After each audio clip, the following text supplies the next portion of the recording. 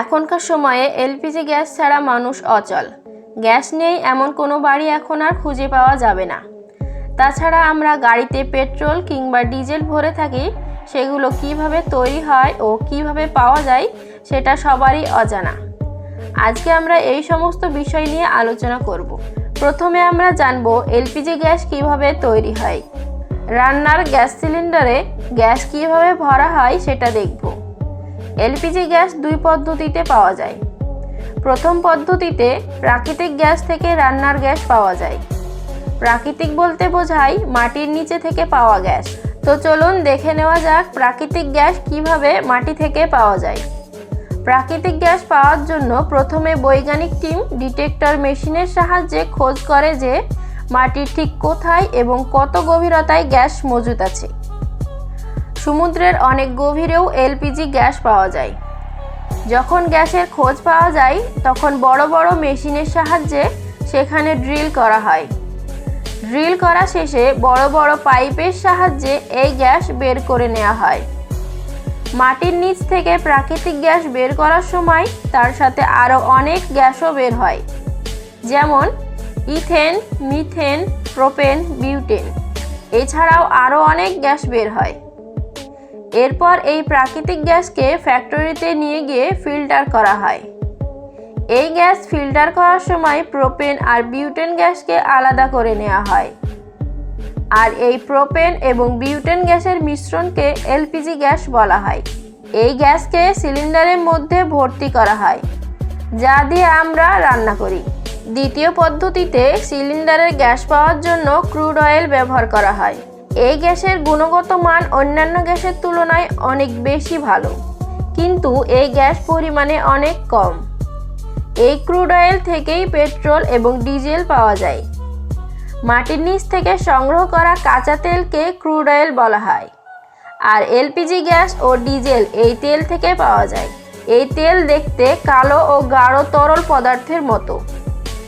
আমরা সবাই জানি লক্ষ লক্ষ বছর আগে পৃথিবীতে নানা ধরনের অদ্ভুত অদ্ভুত জীবজন্তু বাস করত। আর সেই সময় পৃথিবী বিপর্যয়ের কারণে সমস্ত গাছপালা ও জীবজন্তু ধ্বংস হয়ে মাটির তলায় চলে গেছে। চাপ ও অগ্ন্যুৎপাতের কারণে মৃত জীবজন্তু ক্রুড অয়েলে পরিণত হয়েছে।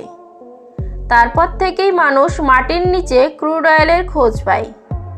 তারপর সেই কাঁচা তেলকে মাটির নিচ থেকে বের করে নেওয়া হয়। এই তেল মাটির অনেক নিচে 1000 ফুট বা তারও বেশি নিচে থাকতে পারে। খোদাই করে সবগুলোকে বের করে নেওয়া হয়।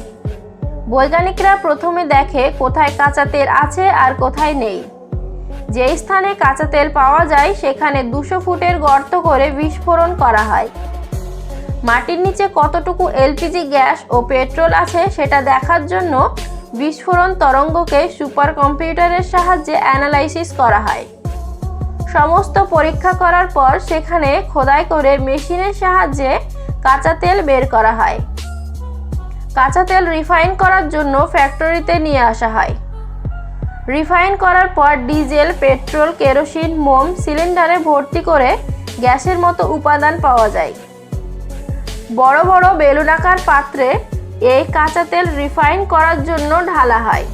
তারপর 360 ডিগ্রি সেলসিয়াস তাপমাত্রা দিয়ে গরম করা হয়। এই টাওয়ারে 5টি সেকশন ভাগ করা হয়, যার নিচের সেকশনে ক্রুড অয়েলকে রাখা হয়েছে, যেটা 360 ডিগ্রি তাপমাত্রায় গরম করা হয়। এই ক্রুড অয়েল গরম হওয়ার পর গ্যাসে পরিণত হয়। টাওয়ারে ডিজেল, পেট্রোল ও অন্যান্য ফুয়েল সহ এলপিজি গ্যাসকে আলাদা করার জন্য আলাদা আলাদা সেকশন ভাগ করা হয়। ক্রুড অয়েলকে গরম করার সময় তাতে উপস্থিত লিকুইড প্রোপিন 400 ডিগ্রি সেলসিয়াস তরলে পরিণত হয়ে আলাদা হয়ে যায়। হালকা গ্যাসগুলো টাওয়ারে ওপরে থেকে যায় এবং তা থেকে 360 ডিগ্রি সেলসিয়াস তরলে পরিণত হওয়া গ্যাস এই সেকশনে ফুয়েল অয়েল রূপে পরিণত হয়। যে গ্যাস আরও হালকা তা টাওয়ারে আরও উপরে উঠে যায় এবং 360 ডিগ্রি সেলসিয়াস তরলে পরিণত হয়। এই তরলটি হলো ডিজেল, আর যে গ্যাসটি এর থেকেও হালকা সেটা হলো পেট্রোল। আর পেট্রোলের থেকেও হালকা গ্যাসটি হলো প্রোপেন ও বিউটেন। আর এই প্রোপেন ও বিউটেনের মিশ্রণই হলো এলপিজি গ্যাস। এই গ্যাস কোম্পানির কাছে পাঠিয়ে দেওয়া হয়। তারপর মেশিনের সাহায্যে সিলিন্ডারে গ্যাস ভর্তি করা হয়। এইভাবে মাটির নিচ থেকে এলপিজি গ্যাস পাওয়া যায়। ভিডিওটি ভালো লাগলে একটা লাইক দেবেন আর আমার চ্যানেলে নতুন হয়ে থাকলে চ্যানেলটিকে সাবস্ক্রাইব করে দেবেন। সকলকে ধন্যবাদ।